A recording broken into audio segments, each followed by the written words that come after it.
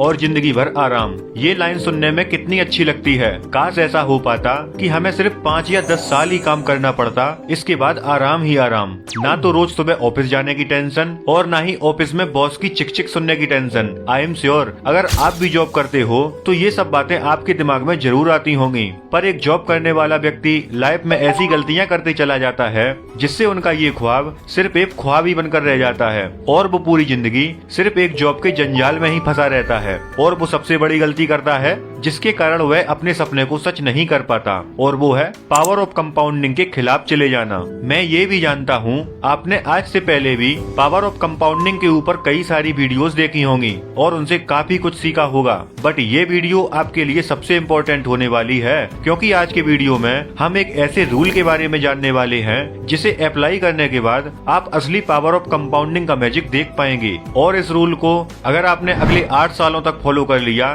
तो आपकी life change होने से कोई नहीं रोक पाएगा। इसलिए इस वीडियो के प्रत्येक स्टेप को बड़ी सावधानी से देखिए। ये है दोस्तों राज, जो उत्तर प्रदेश के एक छोटे से गांव से बिलोंग करता है और अभी अभी मुंबई शिफ्ट हुआ है क्योंकि उसने अभी अभी ग्रेजुएशन कंप्लीट की है और एक MNC कंपनी में प्लेसमेंट हुआ है जहां उसकी सैलरी 1 लाख रुपए पर महीना है। अब इतनी अच्छी सैलरी और मुंबई जैसी हाईटेक सिटी हो तो उसकी कुछ बात ही कुछ और है। इसलिए राज भी वही करता है जो बाकी लोग करते हैं। सबसे पहले तो राज एक पॉश इलाके में एक फ्लैट देखता है जहां का रेंट 25,000 रुपए पर महीना होता है। राज का ऑफिस उसके फ्लैट से काफी दूर था।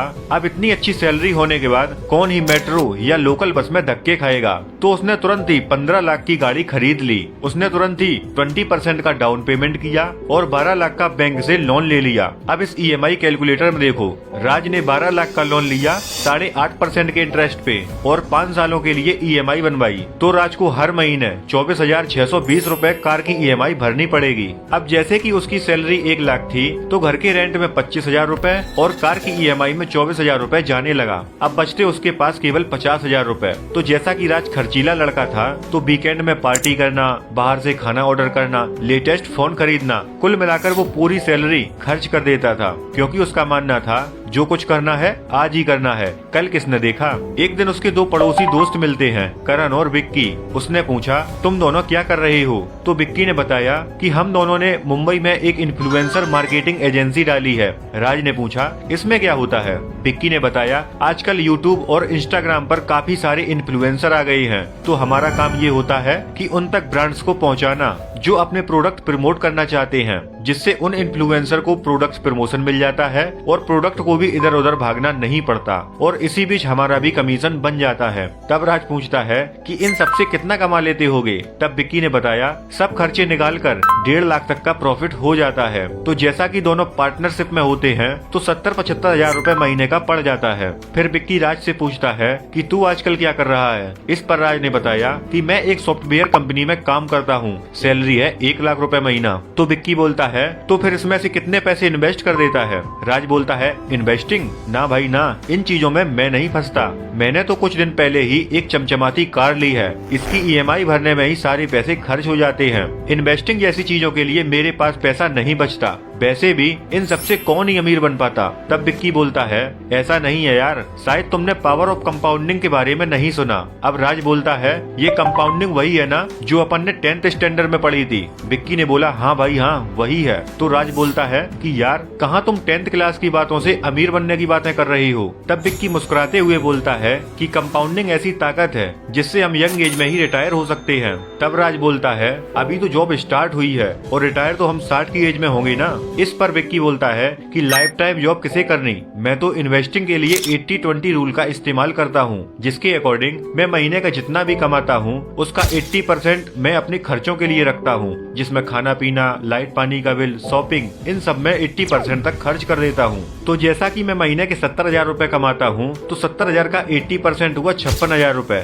जिसे मैं अपनी लाइफ एक्सपेंसेस के लिए अलग रख लेता हूँ और बचा 14,000 रुपए जिसे मैं हर महीने इंडेक्स फंड में इन्वेस्ट कर देता हूँ। हूँ और सालों बाद देखना ये अमाउंट कितना बड़ा हो जाएगा। तब राज करण से पूछता है कि क्या तुम भी इन्वेस्टिंग करते हो? तो करण कहता है कि हाँ भाई, मैं भी इन्वेस्टिंग करता हूँ, पर इसके लिए मैं कंपाउंडिंग का 8-4-3 रूल यूज करता हूँ, जहाँ मुझे सिर्फ 8 साल पेशेंस रखना है, उसके बाद तो मुझे मेरा पैसा काम करके देगा। फिर करण समझाता है कि भाई देख, मेरे ज्यादा खर्चे तो है नहीं, न ही मेरे पास आलीशान कार है और न ही महंगे फोन, इसलिए मैं सिर्फ उन चीजों पर खर्चा करता हूँ जिसकी मुझे जरूरत है। इसलिए मैं 30,000 रूपए हर महीने इंडेक्स फंड में इन्वेस्ट करता हूँ और यही 30,000 रूपए आने वाले टाइम में मेरे रिटायरमेंट का सहारा बनेंगे। अब राज को लगता है कि क्या ही फायदा इतना सारा पैसा इन्वेस्ट करने का, अभी मौज करो, कुछ नहीं रखा इन सब में। फिर राज वहीं से चला जाता है और अपनी मस्ती में जीना स्टार्ट कर देता है। वो मंडे टू फ्राइडे काम करता है। वह सुबह 8 बजे निकलता है और पूरे दिन काम करके थक हार कर शाम को घर आता है और टीवी देखते देखते सो जाता है। और ऐसा करते करते 5 साल निकल जाते हैं। अब एक दिन राज करण और विक्की को फोन करता है और मिलने के लिए कहता है। तो 5 साल बाद तीनों फिर मिलते हैं। अब उनकी एज हो चुकी है 30 साल। इस चार्ट में आप देख सकते हो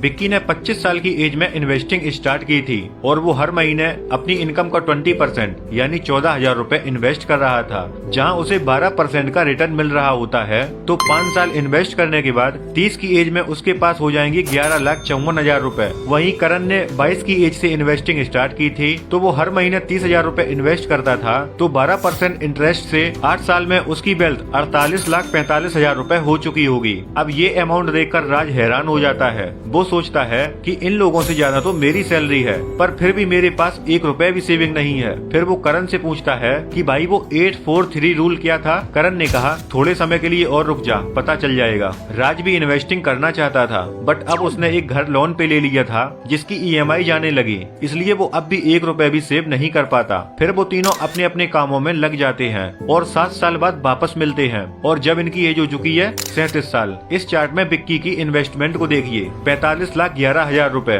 वहीं करण की वेल्थ को देखिए, करण अभी भी वही 30,000 रूपए इन्वेस्ट कर रहा है और 15 साल हो चुके हैं उसे इन्वेस्ट करते करते, और अब उसकी वेल्थ हो चुकी है 1,51,00,000 रूपए। और ये देखकर राज के होश उड़ जाते हैं। राज पूछता है जब तू 8 साल तक इन्वेस्ट किया था तब तेरी वेल्थ 50 लाख रूपए थी, परंतु 7 साल में ही 3 गुना बढ़कर 1.5 करोड़ कैसे हो गई? तब करण बोलता है यही तो है भाई असली पावर ऑफ कंपाउंडिंग, जहां अगर आप 30,000 रूपए मंथली इन्वेस्ट कर रहे हो और आपको इंडेक्स फंड में 12% का एनुअल इंटरेस्ट मिल रहा है, तो आपको पहले 50 लाख बनाने में 8 साल लगेंगे, जो कि आपके लिए थोड़ा पेनफुल हो सकता है। फिर होता है कंपाउंडिंग का जादू, और अगले 50 लाख बनाने में केवल 4 साल लगेंगे और अगले 50 लाख बनाने में केवल 3 साल। करण की इन्वेस्टमेंट को इस चार्ट में देखिए, जहां वो 30,000 रूपए हर महीने इन्वेस्ट कर रहा है 12% के इंटरेस्ट रेट पर। तो आप देख सकते हो 30 की एज में 8 सालों में 48 लाख, 37 की एज में 1.5 करोड़, 43 की एज में लगभग 3.5 करोड़ और 45 की एज में लगभग 4.5 करोड़ रुपए हो चुकी होगी। और इसे ही दोस्तों स्नोबॉल इफेक्ट कहा जाता है। एग्जाम्पल के लिए दुनिया की लीजेंड इन्वेस्टर वॉरेन बफेट ने 11 साल की उम्र से ही इन्वेस्टिंग स्टार्ट कर दी थी और 60 की उम्र तक आते आते उनकी वेल्थ हो चुकी थी $10 बिलियन।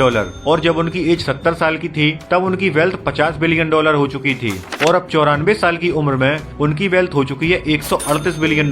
तो कंपाउंडिंग इसी तरह काम करती है। तो अगर आप आज से ही 30,000 रूपए की SIP करते हो तो अगले 8 सालों में आपके पास लाखों रुपए हो सकते हैं। और दोस्तों अगर आपकी इनकम इतनी नहीं है तो पहले कैसे भी करके अपनी इनकम बढ़ाने पर ध्यान दो, ताकि आप ज्यादा से ज्यादा पैसा इन्वेस्ट कर पाओ। और अगर आपकी इनकम ठीक ठाक है तो आप अपनी इनकम का 50 से 60% हिस्सा सेव करके इन्वेस्ट करो, जैसा कि करण ने अपनी इनकम को अच्छे से सेव किया और इन्वेस्ट किया। बट वहीं राज अपने शौक पूरे करने में लगा रहा और इसलिए उसे लाइफ टाइम तक जॉब ही करनी पड़ेगी। तो अगर आप छोटे से अमाउंट से भी स्टार्ट करते हो तो लॉन्ग टाइम में आपको फायदा ही मिलेगा। बट अगर आप चाहते हो कि 3-4 सालों में ही अमीर बन जाएं, तो ऐसा पॉसिबल नहीं है। आपको अमीर बनने के लिए टाइम और पेशेंस रखना ही पड़ेगा। इसलिए स्टार्टिंग फेज में अपनी इनकम को बढ़ाओ और जब आपकी इनकम अच्छी हो जाए तो दबा के इन्वेस्ट करो और पावर ऑफ कंपाउंडिंग का मजा लो। तो दोस्तों आई होप ये वीडियो आपको पसंद आया होगा। तो जल्दी से वीडियो को लाइक और चैनल को भी सब्सक्राइब जरूर कर लीजिए। जय हिंद।